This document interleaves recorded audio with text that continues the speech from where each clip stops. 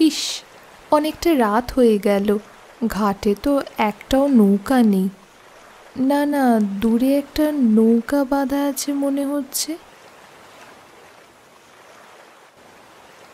কিন্তু মাঝি ভাই কোথায়? আশেপাশে আছে বোধহয়।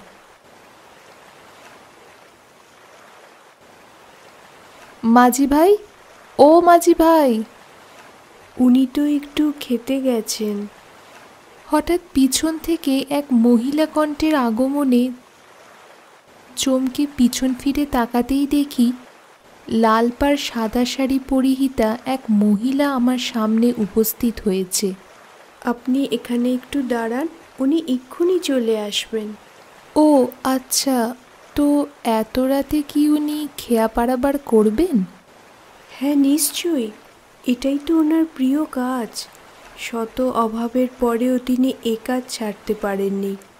আজকাল তো যানবাহনের কত সুবিধে হয়েছে, তাই মাঝি ভাইদের আয়ও কমেছে, তবুও তিনি এ কাজ ছাড়তে পারেননি। কেন? কাউকে পার করে দেওয়ার থেকে বড় পুণ্যের কাজ আর কি হতে পারে বলুন? কত মানুষই তো দিনের কত সময় কত প্রয়োজনে নদী পার করতে চায়। এই যেমন আজ আপনি এলেন। আর রোজগার? এই কাজটা ওনার কাছে শুধু রোজগারের পথ নয়, মানুষকে সাহায্য করাও বটে। এই যেমন গেলবার বর্ষাকালের ঘটনা। সেই দিন মুষলধারে বৃষ্টি পড়ছিল।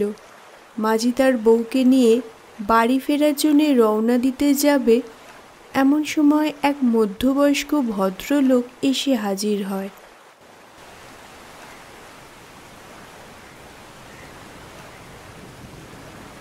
ও মাঝি ভাই, খুব বিপদে পড়েছি, আমায় একটু নদী পার করে দাও না। আপনি আসুন কর্তা।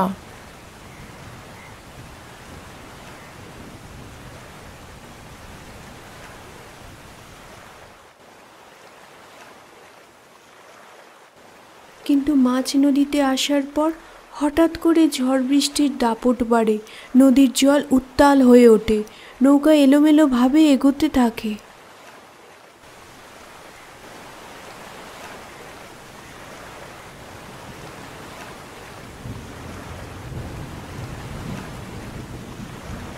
সাবধানে ধরে বসুন কর্তা। আমি ঠিক আছি, তুমি সাবধানে নৌকা চালাও। এই সময় হঠাৎ করে একটা বড় ঢেউ নৌকার উপর আছড়ে পড়ে, নৌকা উল্টে পড়ার উপক্রম হয়। নৌকার যাত্রী জলে পড়ে যাওয়ার আগেই মাঝি তার হাত শক্ত করে চেপে ধরে, কিন্তু মাঝি বউ পড়ে যায় নদীর অতল জলে। তাকে বাঁচানোর সেই সুযোগটুকুও পায় না মাঝি। অনেক করে খুঁজেছিল, তাকে কিন্তু পায়নি।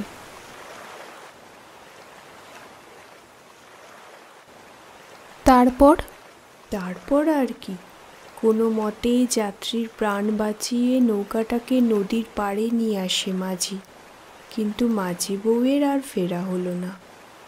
মাঝি ভাইয়ের জীবনে এমন একটা দুর্ঘটনা ঘটে গেছে শুনে খুব দুঃখ পেলাম, কিন্তু আপনি ওনার সম্বন্ধে এত কথা কিভাবে জানলেন? আপনি কি ওনার কেউ হন? আমি ওনার সেই মৃতা স্ত্রী।